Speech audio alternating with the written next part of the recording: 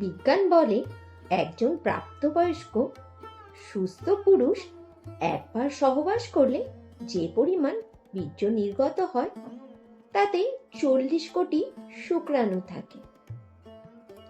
Logic অনুযায়ী মেয়েদের গর্ভে যদি সেই পরিমাণ শুক্রাণু স্থান পেত তাহলে 40 কোটি বাচ্চা তৈরি হতো। এই 40 কোটি শুক্রাণু মায়ের জরায়ুর দিকে ছুটতে থাকে। জীবিত থাকে মাত্র 300 থেকে 500 শুক্রাণু, আর বাকিরা এই ছুটে চলার পথে ক্লান্ত অথবা পরাজিত হয়ে মারা যায়।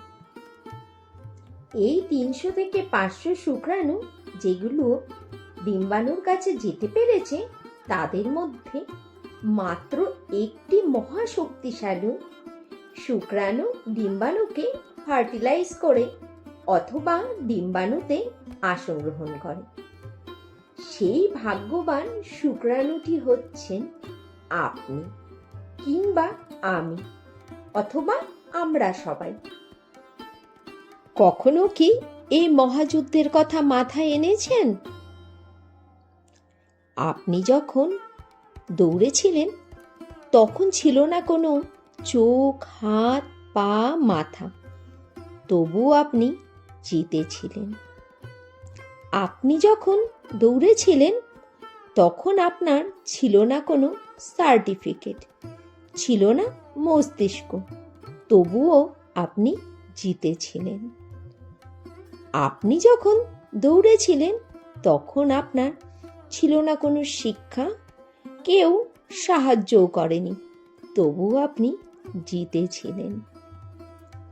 আপনি যখন দৌড়েছিলেন তখন আপনার একটি গন্তব্য ছিল এবং সেই গন্তব্যের দিকে উদ্দেশ্য ঠিক রেখে একাগ্র চিত্তে দৌড় দিয়েছিলেন এবং শেষ অবধি আপনি জিতেছিলেন।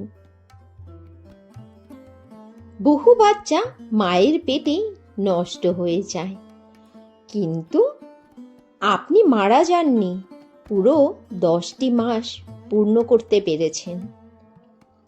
বহু বাচ্চা জন্মের সময় মারা যায়, কিন্তু আপনি টিকে ছিলেন।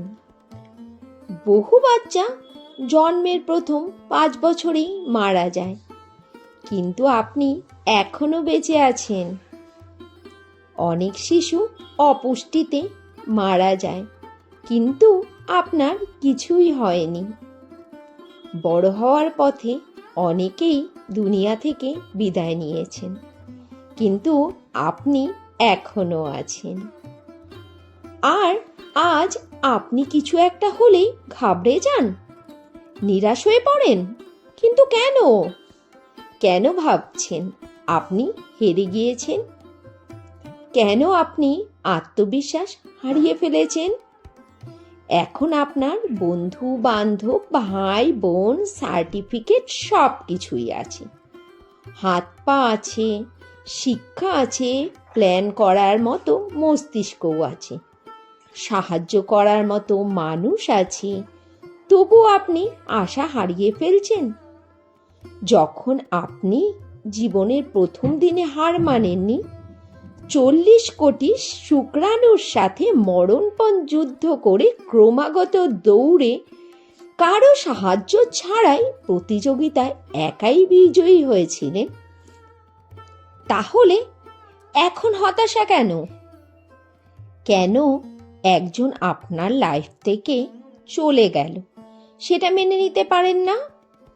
কেন আপনি একটা কিছু হলেই ভেঙে পড়েন? কেন বলেন আমি আর বাঁচতে চাই না? কেন বলেন আমি হেরে গিয়েছি? এমন হাজারো কথা তুলে ধরা সম্ভব, কিন্তু আপনি কেন হতাশ হয়ে পড়েন? আপনি কেন হারবেন? কেন হার মানবেন? আপনি শুরুতে জিতেছেন, শেষেও জিতেছেন, মাঝপথে আপনি জিতবেন। নিজেকে সময় দিন, মনকে প্রশ্ন করুন, কি প্রতিভা আছে আপনার? মনের চাওয়াকে সব সময় মূল্য দিন, সব সময় ঈশ্বরকে স্মরণ করুন।